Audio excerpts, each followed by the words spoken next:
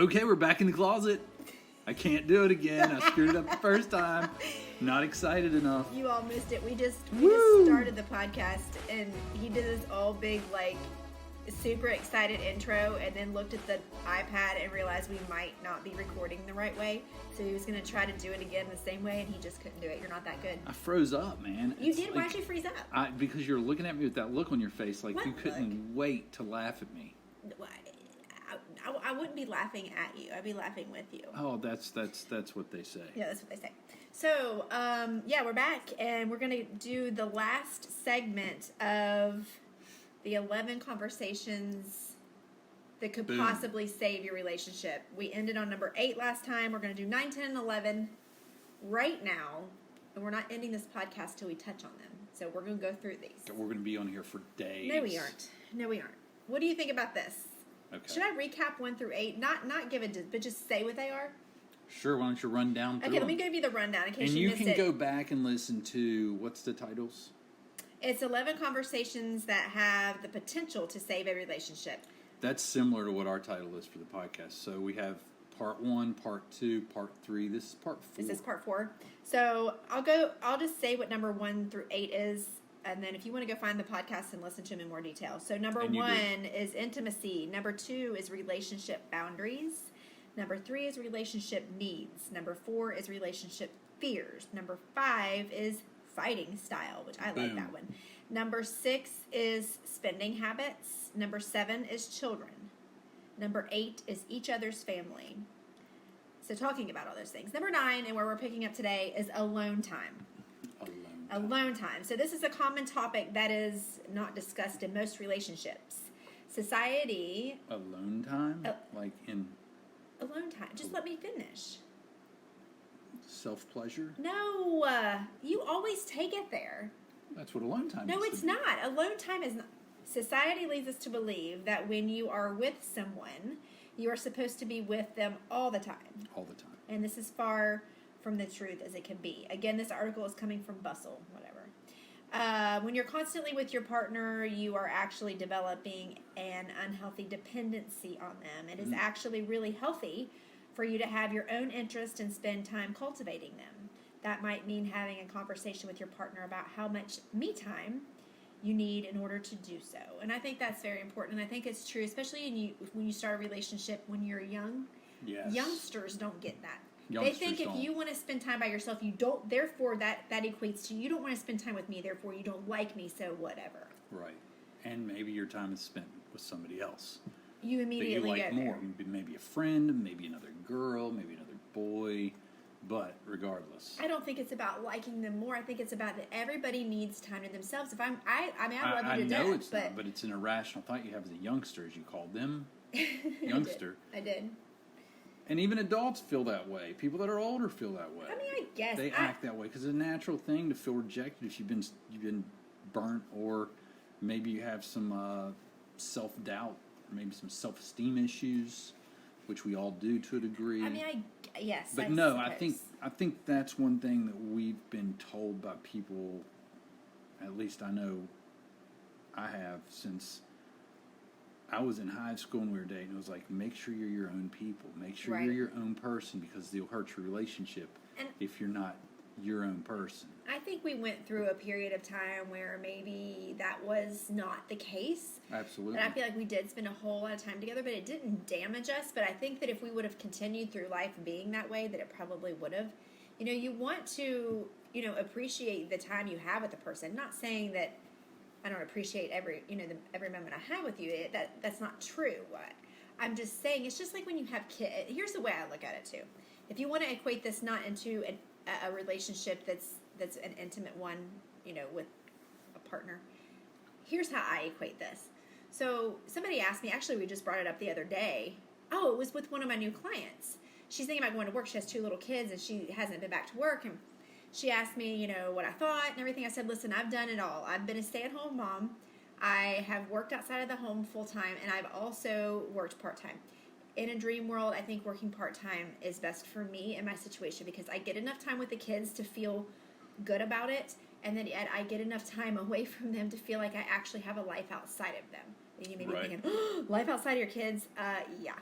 And so I think it's the same thing. I think you appreciate time with your kids more when you have to be away from them a little bit more versus if you're with them all the time, every little thing they do gets under your skin and is getting on your nerve, right? Right. If you go away with and work a little bit or just go with friends or do some self-care, you appreciate it. And that's the same with the relationship with intimate relationship. I appreciate my time with you way more when I spend a little bit of time away from you. Right. I agree. I think it's very important to have your own time so that you appreciate, you know what I mean? So you appreciate your time together. That's what I just said. Even more. But I think it was a good point, too, that people get caught up in that as parents. It's the same thing with the relationship. You assume these things like, even as a couple, you shouldn't spend too much time with the kids. You need to make each other number one. Oh, sure. You know what I mean? Because that ends up... Sure, and we talked about that. We've talked about that a number lot. one, it was intimacy, to be sure that you connect together as a couple. But this is specifically talking about me and you, in this instance. Right. Having alone time. And I think that we do a pretty good job of that. I think so. I think it means alone time outside of work. I mean, sure, you leave the house and you go to work because that's not fair to say, well, you have time to yourself. You get to go to work. That's not time to yourself. Alone time where you're doing what you want to do, where you're, relaxing, I guess, a little bit. Or going out with your friends. Maybe it's a hobby. Maybe you're going out and playing ball. Maybe you have hobbies you do, but the other one doesn't. Maybe it's playing golf. Maybe it's crochet. Maybe it's, And it doesn't have to be hours and hours and hours. It could be 30 minutes. Like, I'm going to go upstairs and I'm going to just get a bath for like 30 minutes and do a jacuzzi bath. Just leave me alone. I'm going to lock the door. I don't want you coming in. I don't want the kids knocking. I mean, and I think that that's needed. And I think that it definitely is a conversation that should be talked about if you're in a serious relationship, like, to bring that up. Like, you do know that I have this hobby and I'm not going to give that up. I mean, it could be going to the gym. Because, you run into a lot of times where, you start a new relationship and maybe you really like to go to the gym and the other person doesn't and thinks it's stupid that you're spending time there. You don't need that. No, that's too much. Whether it's the gym or whether it's, like playing basketball with your buddies or whether it's out riding four-wheelers or whatever it is. Well, you may go on Saturday afternoons and watch football at a bar with a bunch of guys. You've done it forever, and you do that all day, all afternoon on Saturdays. And now you get with somebody and she thinks that's just stupid. Right. Or it could be the same thing with girls, going out and having, girl time, which I don't do enough. No. Not because you don't want me to, but because I don't make an effort to do so. Right. Which I need to get better about doing alone time. I don't do much alone time because I just don't. I mean, I guess I do get some here during the day, but I'm still in mom mode and teacher mode and because I work from here, which is, I was just saying at dinner how lucky I feel to be able to work from home. But there's some cons too. Not enough cons to make it a big deal, but there are some where you're always in that mode of work when you work from home. Sure. So anyway. But that's number 9. It's alone time, and I think that it's definitely important, and I think that it's something that people miss out on, especially at the beginning of the relationships, because maybe they don't want to hurt the other person's feelings by bringing it up. Like, hey, can we talk about some alone time? Because you don't know if they're going to erupt, like you said at the beginning. Like, what? Right. You don't want to be around me? That should be a red flag. The problem, though, is that you push stuff off like that until you're too deep in, and it becomes a habit. Now it's an expectation. They go, why did you tell me at the beginning? Right. Why do you lead me along? Right. And now it really feels weird because we've been together and you've acted a certain way for however long it's been, and now you're saying you need this space. So you must be getting sick of me. Oh, you must have a problem. Yeah, it is something you really should bring up at the beginning. It's hard though. Because it's gotta be. Well, the other person has to at least. I would much rather it be brought up at the beginning. Like, hey, I spend a lot of alone time. I like to read. I like to do this, and this, and I don't expect that to change. I would be like, okay, cool. I mean, at least I know that up front, and I know, like you just said, if you hold it in down the line, you would not make things up in your head that it could be you, when really it's just that he never or she heard about hasn't this had alone the time thing. Right, yeah. Been together 7 months, and I've never, now you want alone time. Right. Right, so it gets a little weird. And then there's assumptions that are made, and then it can be negative. Yes. Okay. So let's communication can be hard. Communication is key. It is key. It's cliche, but it is. Okay, so number 10 is work-life balance. You can have a relationship and a career, but no one partner should feel like they're not getting in the time they feel promised. Many people wish to have huge careers, and this can mean long hours at work. If that's the case, better to disclose the fact that you won't be at home as much. Is something happening? For the first, so it's going to start sounding better now. But we still are good. It's recording just through here. But still, you're on one side again. But anyway, I think it's fine. Yeah, I know. There's something up with that, and I don't get it. Okay, anyway, if that's the case, better to disclose the fact that you won't be at home as much so that your partner can learn to not overly rely on your company. And that kind of goes in hand with what we just said. So if you start a relationship with somebody who has a demanding job, works a lot of hours, that is something you want to disclose. Look, my job's demanding. Are you okay with that? Can you handle that? Not to be like mean about it, but can you handle it? Some people couldn't handle that. Right. You know? Yes. Like doctors, I'm sure, have grueling hours. Nurses, even. Just certain jobs require a lot of work to be brought home and worked on. Sure. Yeah, because it still keeps your attention. You're not totally present, right? Possibly. Well, I know that when we first got married, you were a real estate agent. And obviously, when you're a real estate agent, you have some non-traditional work hours. And I struggled with that. Especially after we had kids. Right.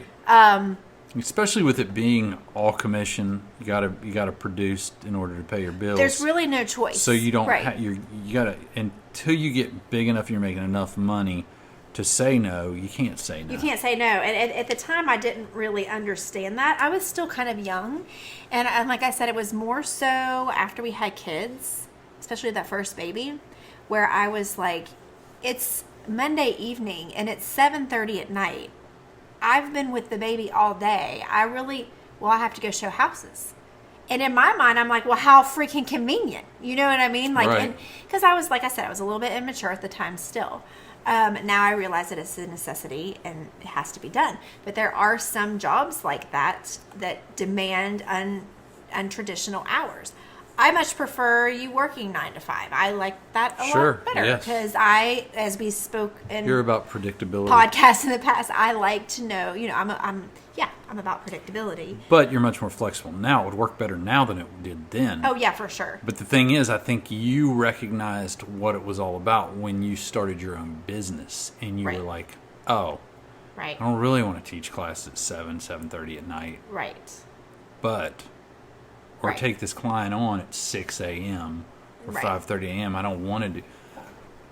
But I'm trying to build a business. So, and I think that's when it clicked a little more for you, is you're not doing it to get away from anybody. Right. But there is some sort of balance too, because I think that a lot of people, I don't know this for a fact, but I feel like it probably happens. A lot of people are so wrapped up into their work, they don't know when to turn it off, and they're constantly working. And I think some of it is in their head, like, I need to be doing this. Sometimes maybe you do. And then sometimes maybe it is to avoid your significant other.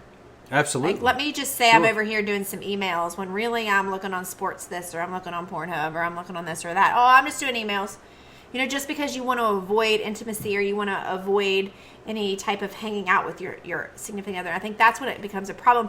And I think that probably the significant other could probably pick up on that. Absolutely. Like, really? Absolutely, dude? Yeah. Like, when you're not connected. Right. This is an every night thing versus there's a tragedy at work, or there's something that's really, I got to put out fires. I mean, we had a bad day. Okay, fine. But night after night, if you're being ignored and they're over there on their computer saying they're doing emails and work, come on. I mean, there has to be, like this is saying, some sort of balance. And like you put your work down. Yes. And I didn't always do that, but I learned how to turn it off at a certain time where I'm not going to look at emails at 10 o'clock at night. Yeah. You know what I mean? Yeah. I'm not going to, unless they're emergencies. Well, yeah, that's what I was just saying. Like you said, but I learned how to do that later in life. But when I was younger, it's like, right. You felt like you always had to be working. You cared about what people thought too much. When you were younger in our day. Now they don't feel like that. No, but I remember I remember going in Saturdays. Remember, I always went in until at least noon or 1 on Saturdays. You had a weird work ethic because it was put on you by your parents. Right. And I don't think that it's a correct work ethic. No, you shouldn't be. It's always, I'm always working. That's bull crap. Right. No, you're not. You're just saying that you are because that's what you're supposed to do.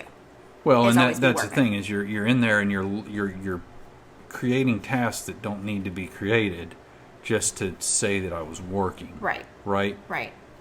But really it was because I didn't want to look like I wasn't working to certain people. Right.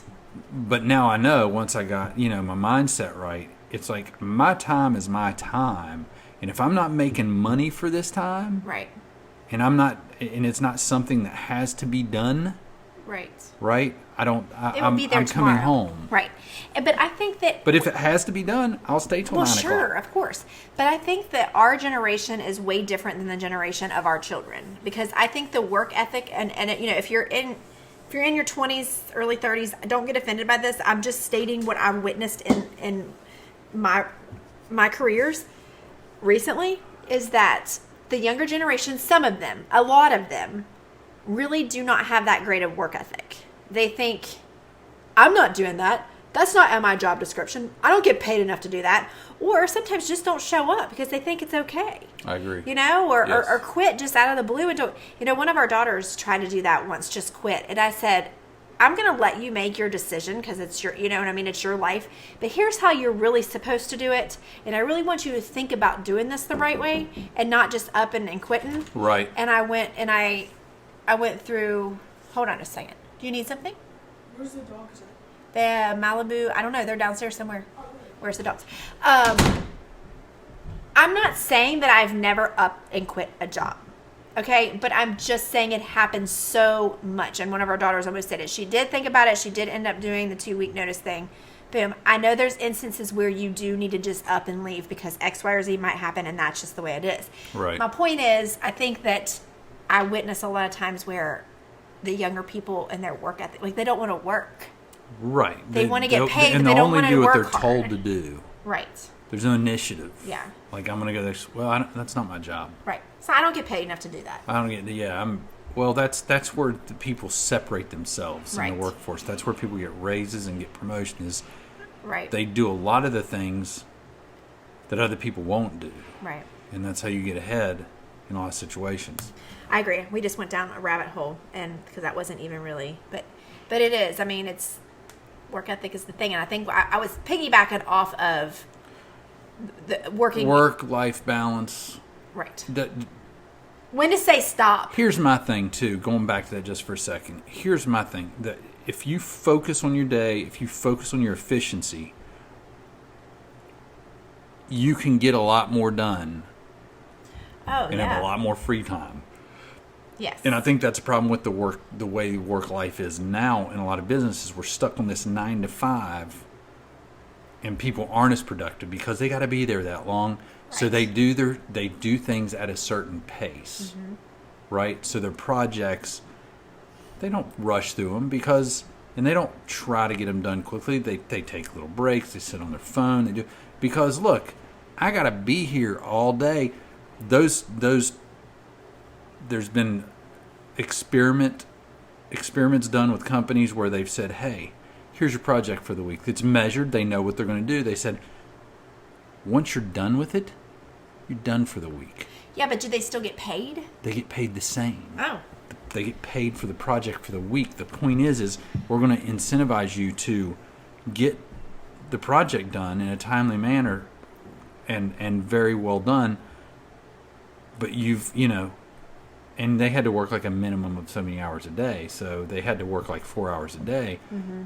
But if they wanted to work 10 or 12 hours a day and be done in 3 days, Heck yeah, I would be. then they would be done, and that nobody said a word, and it motivated them. So the production went through the roof. Yeah. Right? The production for Right. everybody went through the roof because everybody was working and respected instead of sitting around waiting until 5 o'clock. Well, it's funny because it's the same thing kind of with the kids and their e-learning. Now, Nate isn't so much, but Brooke, where she's a senior, I guess it's a little more lenient. They don't have as many conferences. But she has work that's put out there on Monday. She has till Friday to finish it. So she puts it off till Thursday. Me, the way I look at it is like, I have till Friday, and I can work ahead. I'm going to sit here Monday, Tuesday, and I'm going to work my butt off so then I can fluff the rest of the week. She works the opposite. She puts it off. She's like, more like me. it's not due till Friday. It's like, not me. If I know what I have up front and I know if I finish this, then the rest of the week I'm not as stressed. I'm going to bust my butt until me as a student, being in that situation, I probably would, in her, like where she has nothing else to do other than that and she does go to work some, I would work every hour of every day until I got it done. And then have like possibly Tuesday, Wednesday, Thursday, Friday off. But no, she puts it off to the last minute and then stresses about it. Probably half does it. But anyway, that's neither here nor there. But it's kind of the same thing you were talking about. Like if Right. people would just work that way. Right. Okay, number 11 and the last one. And this you might think is kind of funny, but it's actually a big deal, especially if you live with someone, and it's housework. Housework is another topic to discuss that can save a relationship. Knowing that your partner is comfortable pulling his or her weight, cleaning-wise, is a big comfort to a lot of people. Many people don't want to be a maid at home. It's an area where resentment can Right. really creep in Right. slowly. It can. And I think that if it's something, I mean, obviously it might not be a topic that you bring up date 1 or 2, but if it's getting serious and, you know, maybe there's talks about moving in with each other, you're going to have to bring it up. Like I would. I'm not about to. Look, I'm not my grandma. I love my grandma, but we have different beliefs than even my mom and I. I am not about to do it all myself. I'm not about, just because I'm the woman doing all the housework by myself. There's no way. If you're living with me and if I'm living with you, we're both going to pull our weight. Period. That's never been. That's, No, it's not a problem with us, but it is with a lot of people. Right. My point is though that like there's some people that are raised where that's never ever been needed to be said to me because of the example I had. You know what I mean? Like Right. my father never sat down No, right. with my mother up working. You Right. know what I mean? It was like, and so it was always weird for me. It's always really weird for me that even if I am done, even if I don't have anything I need to help you with, and I'm like, is there anything I can help you with? And I'm not trying to brag on myself. No, but I'm you just do. saying I don't really understand the mentality of let's be a team. Right. And I know there's a lot of women out there who try to be a martyr about it and won't ask for help and then pout about it. Is that what a martyr is? Mm-hmm. Okay, because I'm not like that. Like if I want something done or if I need something done, You ask. I'll ask. Now, am I petty sometimes and make fun of him when like he like is like, I'm gonna get those dishes in a minute. I'm gonna get those dishes in a minute. And then hours and hours go by and I start doing them. Do I say some petty things? Yeah, I do. But I'm half joking because Right. it's not a normal thing. But we both, I've never had that issue with you, but it's one of those things where I'm going to quote Dr. Phil, you teach people how to treat you, which is true. So if you start this relationship trying to be superwoman, and I'm talking women because I'm a woman, if you try to be superwoman and super wife and super mom, you're going to really shoot yourself in the foot. Well, And I you're think going to go to that's- bed crying a lot of nights, and you're going to be stressed for what? For what? So you can say you do it all? I don't need to say that. I think a lot of people do that though. I think they do. So that they can say they do it all either to their mothers Why? or to impress that person. See, that doesn't impress. To me, I want to impress the person by saying that we have an equal relationship, and I've got it lucky because we work together. So Right. that's how I look at it. Like I want to protect you and what people think of you. I wouldn't want my parents or my friends to think you're some sort of lazy guy that comes home from work and sits on his couch, puts your feet up and watches TV while I do everything. I don't care if you're a stay-at-home mom and all you do is work around the house with the kids and do the housework and you feel like that I'm supposed to do this. Yeah, maybe you do most of it, but not all of it. That's not right. Just No, because you it's don't not. step outside the door and actually go to a job outside of the house doesn't mean that it gives your husband or your wife or whatever, your spouse, your significant other, the right to come home and kick their feet up. That, my friend, is bullcrap. And that I would never tolerate. Never. Right. I don't think it's fair for either person to do all of the work. No, it's definitely in the situation.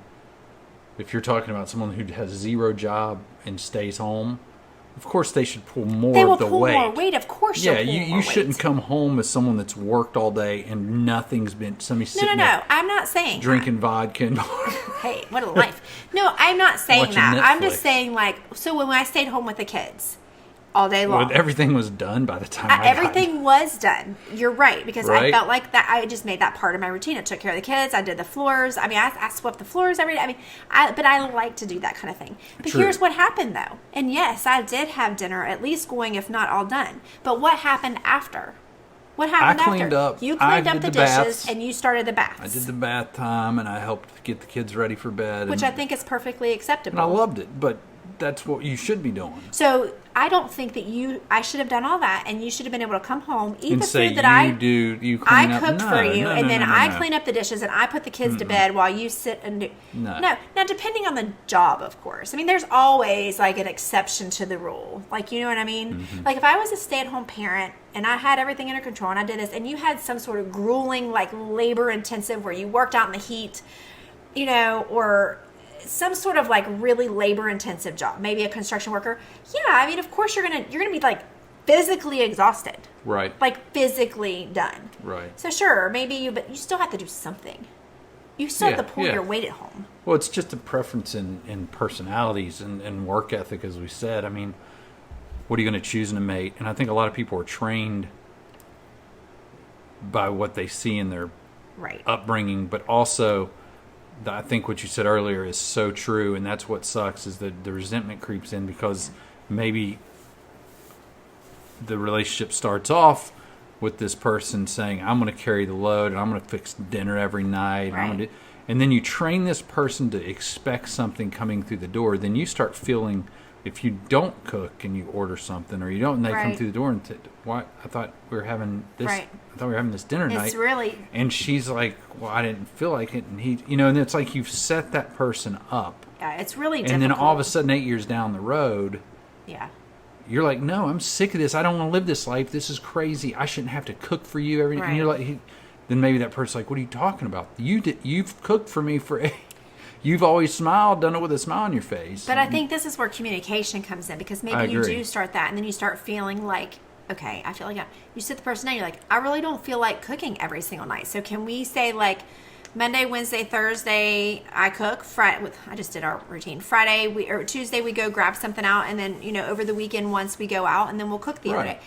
And I think that's where you have, instead of just like assuming the person, you know what I mean? Like that's you have the to problem, like is talk. the communication, right? Yeah, and I mean, every family is different. Whatever works for us might not work for someone else. Whatever Sure. works for someone else might not work for us. I'm sitting here saying I don't think the women. If you're in a relationship and you enjoy doing that, like I don't know if my mom enjoys it, but like if you enjoy doing everything and you absolutely enjoy it, and you have no, then do it. Hey, because yeah, it's a absolutely. dynamic between you and your significant other. You Right. can't compare it to anybody else. I just know that I've had a lot of friends that's talked to me in the past, and they've told me stories about where they work all day, he works all day, he comes home and like does nothing, and they do everything, and it makes me furious. But you know what? Have you said anything to him? Have you told him that you don't think this is fair? Are they receptive? If they're not, red flag to me. But you Yeah, can't that's- expect them to read your mind. If you're not asking no, for the help, quit you being a can't. martyr. If you want help, if you walk and you're like, hey, do you think you could help me? Like, if I cook, do you think you could do the dishes? In a nice way. Well, yeah, I mean, if they're coming home eating and sitting on the couch and watching the games or whatever, while you're doing laundry and you're up and down and you're cleaning, you're putting the kids to bed, that's you got to say something. Well, yeah, but Get if in you a don't, freaking you can't fight. get mad. That's what I'm saying. Say something, fight with them, get mad at that moment. Right. So you got to help me. Well, it's just like when I started staying home here and we had 2 dogs. Like, I felt like I was taking care of the dogs in the morning and in the evening, and I sat and I was like, you know what? No, I think I'm going to ask Jeff to do the evening shift Right. with the dogs to feed them their dinner, whatever, dog food, and take them out. I do it in the mornings. I take them out various times throughout the day, or the kids do. I think I'm going to ask you to do that, and I did. So I said, do you think you can feed the dogs in the evening and take them out? And he's like, well, yeah. But I didn't. Where you were already in a routine doing it. Right. I never even thought to offer. Right. So sometimes a guy or a lady in a relationship, they just see things happen and think that's the way it is. Right. Until that person says, and you said to me, and I was like, oh my gosh, yeah, why wouldn't I do that? But if I wouldn't have asked you, and over time I've been like, I have to do in the morning and in the evening. Must be nice not to have to. But have I told you that? Right. No, I have not. right. So I mean, I think that's just where it's communication. Like, look, I don't want to do this, and like, and then so you're aware that I don't really want to take care of the dogs all the time. So even sometimes on the mornings that you're home, you'll do the morning because it's not my favorite thing to do, and I appreciate that. Just like this morning, you worked from home, so Right. you took both dogs out, you fed them. It was kind of nice for me to have a morning off. Right. So, and just like, obviously, I would give you evenings off for taking care of the dogs if you're out with your friend. You know what I mean? It's not like It's teamwork. it's just a teamwork. And and communication. we've always had that teamwork. We've always had that communication.